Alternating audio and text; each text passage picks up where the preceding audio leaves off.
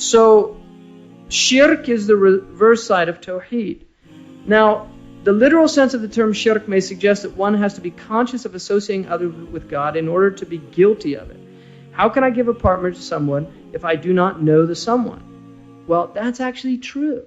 And that's why the Quran says, وَلَا تَجْعَلُوا لِلَّهِ أَنْدَادًا وَأَنْتُمْ تَعْلَمُونَ. Do not associate God once you know. And that's why a person who's in that state without knowledge is forgiven. But once it's been explained to you, then after that, you're taken into account for your knowledge. And that's why the Prophet ﷺ, in hidden shirk, he taught us to say, Allahumma inni a'udhu bika an ushrika bika wa ana a'lamu wa astaghfiruka lima la a'lam. Oh Allah, I seek refuge in you from associating with you, and I'm aware of it. And I ask forgiveness for that which I'm not aware of. Because there's subtle things that what the modern psychologists call the subconscious mind. The Muslims understood this. The Quran says, وَلَكِنَّهُمْ لَا يَشْعُرُونَ.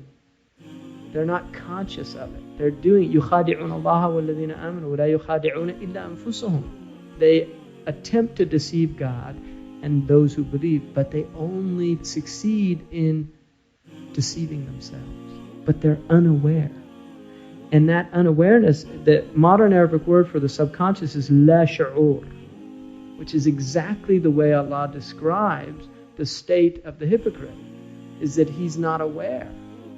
Now the thing about la shu'ur, the subconscious, is there's an understanding in the Islamic tradition that in a truly deep sense you are aware. And it's not an excuse. And that's why the Quran says in the next world people will say, لَوْ كُنَّا نَسْمَعُ وَنَعْقِلُ مَا كُنَّا فِي أَصْحَابِ السَّعِيرِ فَاعْتَرَفُوا بِذَنْبِهِمْ. Would we have only listened and comprehended what was being said to us, we wouldn't have ended up in this wretched place. And then Allah says, they finally admit their wrongs. So these defense mechanisms of projection and denial and all these things that human beings do are essentially, according to the Islamic understanding, they're still responsible for them. And the reason for that is because this power that Allah has given us is just too vast and too enormous. And if you don't make use of it, then only you have yourself to blame. All the tools were given you. So it's like somebody who's given a plot of land. They have the cow, they have the plow, and they just sit there and just watch it. And then when harvest time comes, everybody else is harvesting and they're saying, nothing grew. Well, you had the seed, you had the plow, you had the cow. Why didn't you do anything? Oh, you mean I should have done something?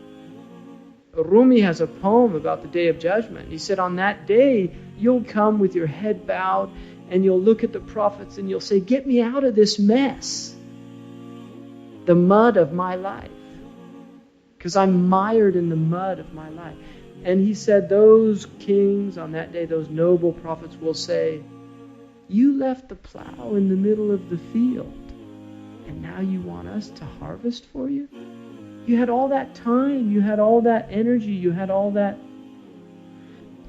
So there's a belief in Islam that Tawheed is from the fitrah of human. It's something we deeply know. It's our inherent nature to know. And that is why children will completely accept the understanding.